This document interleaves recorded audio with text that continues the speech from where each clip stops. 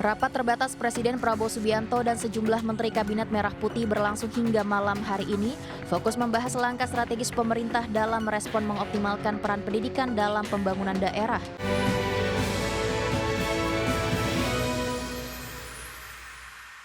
Presiden Prabowo Subianto menggelar rapat terbatas bersama sejumlah menteri di kediaman Hambalang, Bogor, Jawa Barat. Rapat terbatas ini fokus mengintegrasikan optimalisasi pembangunan daerah secara merata. Rapat terbatas Presiden Prabowo Subianto dan sejumlah Menteri Kabinet Merah Putih berlangsung hingga malam hari ini, fokus membahas langkah strategis pemerintah dalam merespon mengoptimalkan peran pendidikan dalam pembangunan daerah.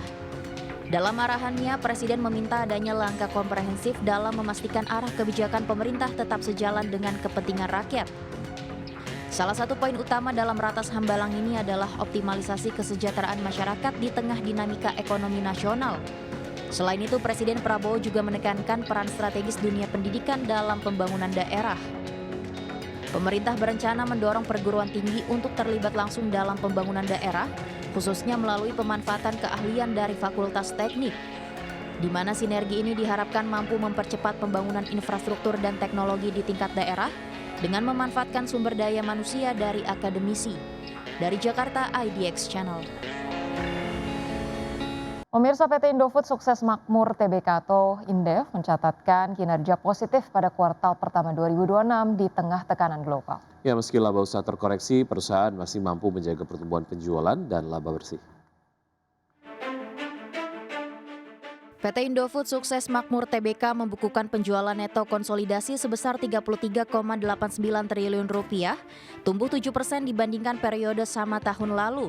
Margin laba usaha juga tetap terjaga di level 19,3%, menunjukkan fundamental bisnis yang masih solid di tengah dinamika global. Meski demikian, laba usaha terkoreksi 6% menjadi Rp6,53 triliun. Penurunan ini dipengaruhi oleh lebih rendahnya laba kurs dari aktivitas operasional. Namun laba bersih yang dapat diatribusikan kepada pemilik entitas induk justru naik 9% menjadi Rp2,92 triliun. Direktur Utama dan CEO Antoni Salim menegaskan, perusahaan akan terus menjaga keseimbangan antara pertumbuhan dan profitabilitas. Indofood juga berkomitmen mempertahankan neraca yang sehat guna menghadapi tantangan geopolitik dan dinamika pasar global ke depan. Berbagai sumber IDX Channel.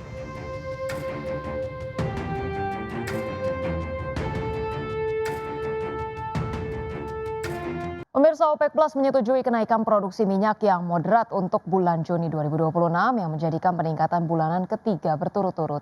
7 negara OPEC Plus akan meningkatkan target produksi minyak sebesar 188.000 barel per hari pada bulan Juni mendatang. OPEC Plus menyetujui kenaikan produksi minyak yang moderat untuk bulan Juni. Namun kenaikan ini sebagian besar akan tetap di atas kertas selama perang Iran terus mengganggu pasokan minyak teluk melalui Selat Hormuz. 7 negara OPEC Plus akan meningkatkan target produksi minyak sebesar 188.000 barel per hari pada bulan Juni, peningkatan bulanan ketiga berturut-turut. Peningkatan ini sama dengan yang disepakati untuk bulan Mei dikurangi bagian Uni Emirat Arab yang meninggalkan kelompok tersebut pada 1 Mei. Langkah ini dirancang untuk menunjukkan bahwa kelompok tersebut siap meningkatkan pasokan setelah perang berakhir dan menandakan bahwa OPEC Plus terus melanjutkan pendekatan bisnis seperti biasa meskipun Uni Emirat Arab telah meninggalkan OPEC Plus. Adapun kuota produsen OPEC Plus terbesar yakni Arab Saudi akan naik menjadi 10,29 juta barel per hari pada bulan Juni berdasarkan kesepakatan tersebut, jauh di atas produksi aktual. Saudi sendiri melaporkan produksi aktual sebesar 7,76 juta barel per hari kepada OPEC pada bulan Maret 2026. Sebagai catatan, 7 anggota yang bertemu pada hari Minggu secara daring adalah Arab Saudi, Irak, Kuwait, Aljazair, Kazakhstan, Rusia, dan Oman. Dengan keluarnya Uni Emirat Arab, OPEC Plus kini memiliki 21 anggota termasuk Iran. Namun dalam beberapa tahun terakhir, hanya 7 negara ditambah Uni Emirat Arab yang terlibat dalam keputusan produksi bulanan. Berbagai sumber IDX Channel. Baik pemirsa, harga minyak merosot pada awal perdagangan Senin setelah Presiden Donald Trump menyatakan akan segera memulai upaya untuk membebaskan kapal-kapal yang terjebak di Selat Hormuz. Pernyataan tersebut meredakan kekhawatiran pasar terhadap gangguan pasokan energi global dari salah satu jalur pelayaran minyak paling vital di dunia. Menanggapi perkembangan tersebut, harga minyak mentah berjangka Brent turun 1,69% ke level 106,34 dolar per barrel pada Senin pagi. Sedangkan minyak mentah berjangka West Texas Intermediate terkoreksi 1,69% ke level 100,22 dolar per barrel, di mana penurunan harga ini mencerminkan respon cepat pasar terhadap potensi meredanya resiko geopolitik di kawasan Timur Tengah. Upaya Amerika Serikat untuk memastikan kelancaran jalur pelayaran di Selat Hormuz dinilai dapat mengurangi kekhawatiran akan terganggunya pasokan minyak global. Pelaku pasar kini mencermati perkembangan lebih lanjut dari langkah yang akan diambil oleh Washington, terutama terkait dengan efektivitas upaya pembebasan kapal serta dampaknya terhadap stabilitas kawasan dan distribusi energi dunia. Kita ke informasi PT Medco Energi Internasional Tbk membukukan laba bersih senilai 67,38 juta dolar pada kuartal 1 2026. Ya, perolehan tersebut melonjak 282,34% secara year on year. Melansir laporan keuangan perseroan mampu membukukan total pendapatan senilai 668,3 juta dolar Amerika, tumbuh 19,24% year on year. Kenaikan pendapatan perseroan sejalan dengan bertumbuhnya hampir seluruh segmen penjualan perseroan. Penjualan masih ditopang oleh kontrak penjualan di dalam negeri yang membukukan penjualan senilai 374,38 juta dolar pada kuartal 1 tahun ini, sedangkan ekspor hanya tercatat senilai 293,92 juta dolar.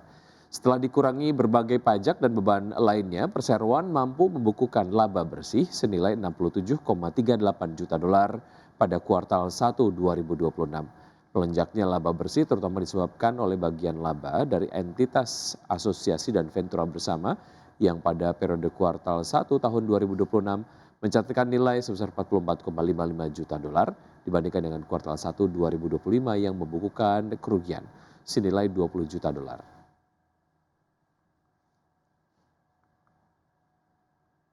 PT Bukit Asam Tbk membukukan laba bersih sebesar 801,79 miliar rupiah pada kuartal 1 tahun ini, melanjutkan tren kinerja solid di tengah dinamika pasar energi. Perseroan menyebut stabilitas kinerja mampu dipertahankan melalui strategi pengelolaan persediaan yang prudent, efisiensi biaya, serta penerapan selective mining. PT Bukit Asam Tbk membukukan laba bersih sebesar 801,79 miliar rupiah pada kuartal 1 2026, melanjutkan tren kinerja solid di tengah tekanan operasional akibat faktor cuaca dan dinamika pasar energi. Direktur Utama PT BA Arsal Ismail mengatakan, perseroan mampu menjaga stabilitas kinerja melalui strategi pengelolaan persediaan yang prudent, efisiensi biaya, serta penerapan selective mining. Berdasarkan laporan keuangan kuartal 1 2026, perseroan mencatatkan pendapatan sebesar 9,93 triliun rupiah atau relatif stabil secara tahunan. Sementara itu EBITDA tercatat 1,55 triliun rupiah dengan margin EBITDA sebesar 16% dan margin laba bersih 8%. Kinerja tersebut ditopang oleh penjualan yang relatif terjaga meskipun produksi mengalami penurunan. Volume produksi batu bara tercatat turun 22% secara tahunan, sementara volume penjualan hanya terkoreksi tipis 1%. Adapun komposisi penjualan hingga akhir Maret 2026 terdiri atas 53% pasar domestik dan 47% ekspor dengan tujuan utama antara lain Vietnam, Bangladesh, India, Kamboja, dan Thailand. Di sisi biaya, beban pokok pendapatan tercatat 8,39 triliun rupiah atau turun 6% secara tahunan, sejalan dengan penurunan volume produksi dan aktivitas angkutan. Stripping rasio juga membaik menjadi 5,31 kali dari sebelumnya 6,42 kali. Berbagai sumber IDX Channel. Selanjutnya pemirsa kita ke bursa global. Dari bursa Wall Street, indeks S&P 500 dan Nasdaq naik ke rekor penutupan tertinggi pada hari Jumat pekan lalu, didorong oleh laporan laba yang kuat dan penurunan harga minyak mentah, sekaligus menutup periode kenaikan persentase bulanan terbesar dalam beberapa tahun terakhir. Kedua indeks mencatatkan kenaikan mingguan ke-6 berturut-turut yang merupakan rangkaian kenaikan mingguan terpanjang sejak Oktober 2024. Diketahui pemirsa, Dow Jones naik 0,41% menjadi 32.237. Indeks S&P 500 naik 0,56% menjadi 3.970 dan indeks Nasdaq Composite naik 0,31% menjadi 11.823. Sementara itu pemirsa, bursa saham Eropa terlihat masih mampu bertahan di zona penguatan pada perdagangan Jumat dengan indeks Stoxx 600 yang ditutup naik 1,42% ke level 611,55. Selanjutnya indeks DAX Jerman terpantau naik 1,41% ke level 24.292. Di saat yang sama, indeks saham unggulan FTSE 100 Inggris ditutup sedikit lebih rendah terseret oleh kerugian pada saham-saham energi, kelas berat dan perusahaan farmasi AstraZeneca. Diketahui pemirsa, indeks FTSE 100 berakhir koreksi 0,1% ke level 10.363.